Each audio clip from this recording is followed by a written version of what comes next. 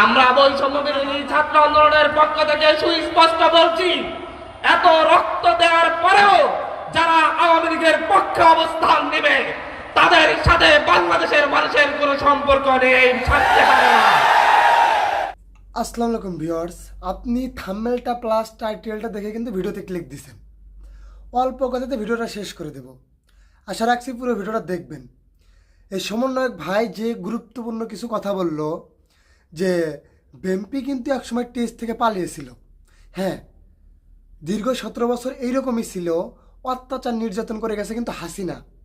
ছাত্র আন্দোলন করছে, এখন ছাত্র আন্দোলন করছে দেখে ছাত্ররা যে সব চালাবে তা কিন্তু না, কিছু দায়িত্ব অন্যান্য দলেরও আছে, কিংবা তারাও পালন করবে। তাই ধরা মারা ধরা খাবে, এটা কিন্তু মানা যায় না।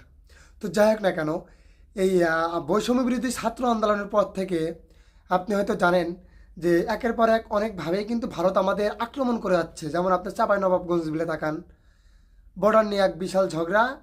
তো যাই হোক, ইন্ডিয়াতে নাকি হাসিনা আছে, এরকম একের পর কিন্তু বাংলাদেশেই মনে হয় আছে। কারণ এই হাসিনা কোথায় আছে সেটা এখনও জানা যাচ্ছে না। মানে যে মূল ভিডিওটা না দেখলে বুঝতে পারবেন না যা আসলে হাসিনা কোথায় নাই।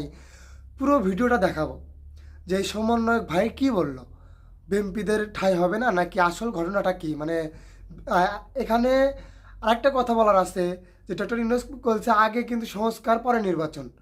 তো আমাদের সবার মতামত নেই, আমরা কাজ করব। সেটা বিএমপি যদি ভালো করে তাহলে অবশ্যই বিএমপিকে নেব, ঠিক আছে। তো যাই হোক না কেন, মূল ভিডিওতে চলে যায়, তাহলে বুঝতে পারবেন যে সমন্বয়ক ভাইটা কি বললো। চলুন যাই পুরো ভিডিওটা শুরু করি। আমরা বৈষম্য বিরোধী ছাত্র আন্দোলনের পক্ষ থেকে সুস্পষ্ট বলছি, এত রক্ত দেওয়ার পরেও যারা আওয়ামী লীগের পক্ষে অবস্থান নেবে তাদের সাথে বাংলাদেশের মানুষের কোনো সম্পর্ক নেই, থাকতে পারে না।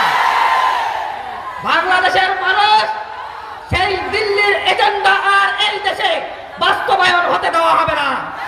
দিল্লিতে বসে বসে পরিকল্পনা করা হবে, আর বাংলায় বসে বসে তার দাসেরা সেই পরিকল্পনা বাস্তবায়ন করা হবে। সেই স্বপ্ন 5ই আগস্টের পর আর দেখা যাবে না, সেই স্বপ্ন আর দেখবেন না। বাংলার সেই চাঁপাইনবাবগঞ্জের সীমান্তে দেখুন, বাংলার সেই প্রতিটি সীমান্তে দেখুন, সীমান্তের মানুষজন এখন প্রতিরোধ করে তুলছে। সুতরাং দিল্লির পক্ষে এই দেশের অবস্থান করবেন, এই দেশে রাজনীতি করবেন, সেটা এদেশের মানুষ আর মেনে নিবে না। আজকে অভ্যুত্থানের 5 মাস পরে যখন দিল্লির পররাষ্ট্র সচিব বলছে যে আগামী বাংলাদেশের নির্বাচিত সরকারের সাথে সরকার আসলে আমরা সম্পর্ক স্বাভাবিক করব, তার 2 দিন পরেই দেখা যাচ্ছে একটি রাজনৈতিক দলের শীর্ষ নেতা বলছে অতি দ্রুত নির্বাচন দেন, নির্বাচিত সরকারই এই দেশের ভবিষ্যৎ নির্ধারণ করবে। আমরা দেখছি হঠাৎ করে এসে বলা হচ্ছে ডক্টর মোহাম্মদ ইউনূসের সরকারকে তাদের কাছে নিরপেক্ষ সরকার মনে হচ্ছে না। তারা নতুন নিরপেক্ষ সরকার চায়, যেই সরকার 1/11-তে যেরকম ভাবে কারচুপির নির্বাচনের মধ্য দিয়ে আওয়ামী লীগকে ক্ষমতার মসনদে বসিয়ে দিয়েছিল, বাংলাদেশকে তাদের ভারতের দাসত্বের শৃঙ্খলা আবদ্ধ করেছিল, সেই রকম একটি নির্বাচনের মধ্য দিয়ে তাদেরকে যেন এমন একটি সরকার দেয়া হয় নিরপেক্ষ সরকারের নামে, যেটা তাদেরকে নিশ্চিত ক্ষমতায় বসিয়ে দিবে, সেই রকম সরকার তারা চায়। তাদের সেই কথার 2 দিন পরে আমরা দেখছি মোহাম্মদ আলী আরাফাত ফেসবুকে পোস্ট দিয়ে বলছে সেও একটি নিরপেক্ষ সরকার চাই, ডক্টর মোহাম্মদ ইউনূসের সরকার নিরপেক্ষ নয়।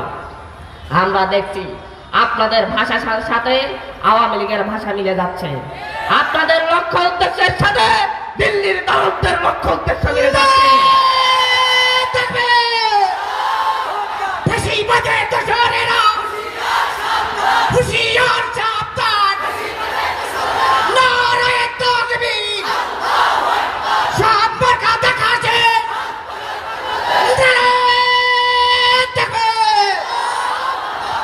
ফ্যাসিবাদের বিরুদ্ধে বাংলাদেশের মানুষ, বাংলাদেশের সকল রাজনৈতিক দল ফ্যাসিস্টের বিরুদ্ধে নাহিদ ইসলামের নেতৃত্ব মেনে নিয়ে রাজপথে নেমে এসেছিল।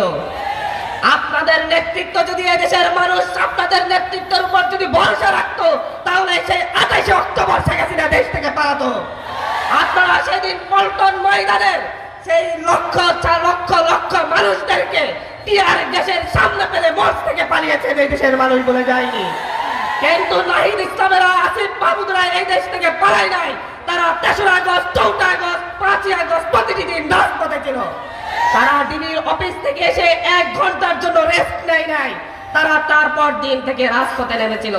আজকে আপনারা নাহিদ ইসলাম, আসিফ মাহমুদের চাইতে নিজেদেরকে দেশপ্রেমিক মনে করছেন। 5ই আগস্টের পরে আপনাদের নেতাকর্মীরা পথে ঘাটে যেই লেভেলের চাঁদাবাজি শুরু করেছে, দখল দায়িত্ব শুরু করেছে। এই কারওয়ান বাজারের প্রতিটি সবজি দোকান থেকে তারা চাঁদাবাজি করছে। এখানকার প্রতিটি রিক্সাওয়ালার থেকে তারা চাঁদাবাজি করছে। যেই চাঁদাবাজি আওয়ামী লীগ করত, যেই চাঁদাবাজি ছাত্রলীগ করত, যেই চাঁদাবাজি যুবলীগ করত, এখন আপনারা সেই চাঁদাবাজির হাত হস্তান্তর করে নিজেদের হাতে নিয়েছেন। কিন্তু মনে রাখবেন, শুধুমাত্র নির্বাচনের জন্য, ভোটের জন্য এদেশের মানুষ, এদেশের 2000 ছাত্র জনতা জীবন দেয় নাই। এদেশের সকল রাজনৈতিক দলের নেতাকর্মী শুধুমাত্র নির্বাচনের জন্য জীবন দেয় নাই, শেখ হাসিনার বিরুদ্ধে প্রতিরোধ গড়ে তোলে নাই। তারা প্রতিটি চাঁদাবাজের বিরুদ্ধে জীবন দিয়েছে। তারা প্রতিটি দখলদারদের বিরুদ্ধে প্রতিরোধ গড়ে তুলেছে। সুতরাং আজকে এই চাঁদাবাজি দখলদারিত্ব বন্ধ না করলে আপনারা অপেক্ষা করুন। মনে করবেন না 5ই আগস্টের যে কোটি জনতা এই দেশের রাজপথে রাস্তায় নেমে এসেছিল, তারা ঘরে ফিরে গিয়েছে। তারা অপেক্ষা করছে আরেকবার চাঁদাবাজ দখলদারদের বিরুদ্ধে নাহিদ ইসলাম এসে আহ্বান করবে। সেই নাহিদ ইসলামের আহ্বানে এসে প্রতিটি চাঁদাবাজ দখলদারদেরকে, প্রতিটি জাতিবাদ বিরোধী রাজনৈতিক দলের সমন্বয়ে আবার উৎখাত করা। হয়তো পুরো ভিডিওটা দেখছেন, সমন্বয়ক ভাইয়ের কথায় হয়তো আপনি হতাশ যে হ্যাঁ, সমন্বয়ক ভাই অবশ্যই যে কথাগুলো বললো, গুরুত্বপূর্ণ কিছু কথা বললো, যে এতদিন কোথায় ছিল, 17 বছর তারা কোথায় ছিল, এরকম অনেক কথাই বলে। আচ্ছা, হয়তো আপনি পুরো ভিডিওটা মন দিয়ে শুনছেন। তো এরকম সত্যের সংবাদ পেতে অবশ্যই চ্যানেলটা সাবস্ক্রাইব করে রাখুন এবং বেশি বেশি করে শেয়ার করবেন এবং কমেন্ট করবেন। সবাইকে ধন্যবাদ।